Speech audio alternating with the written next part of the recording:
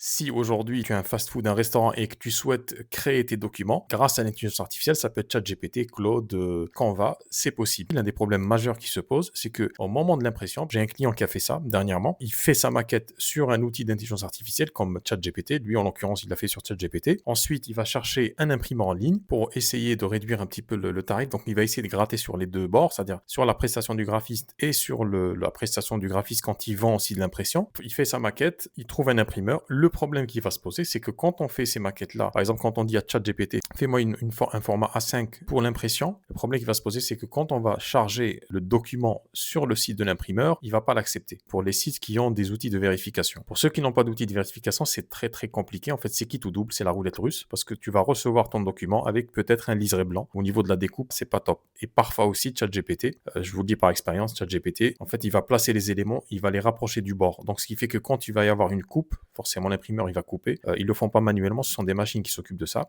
Sauf si tu as commandé un BAT, un bon à tirer numérique par exemple, pour vérifier. Généralement, tu vas avoir soit des liserés et des problèmes au niveau des bords perdus. Ces problèmes-là, tu ne les as pas avec un graphiste, un designer qui a déjà ses fournisseurs, ses imprimeurs, parce qu'il a le gabarit de chaque imprimeur. Et chaque imprimeur sur Internet notamment, et puis même en physique, a son propre gabarit, son propre template d'impression. Et ça, l'intelligence artificielle ne te l'offre pas. Pourquoi? Parce que c'est spécifique à chaque imprimeur. Donc ça, c'est une erreur qui peut être dommageable parce que tu peux travailler pendant des heures sur un document et quand tu vas le recevoir, eh ben, tu vas avoir des éléments qui vont être coupés. La meilleure solution, c'est de passer par un graphiste, dans le métier.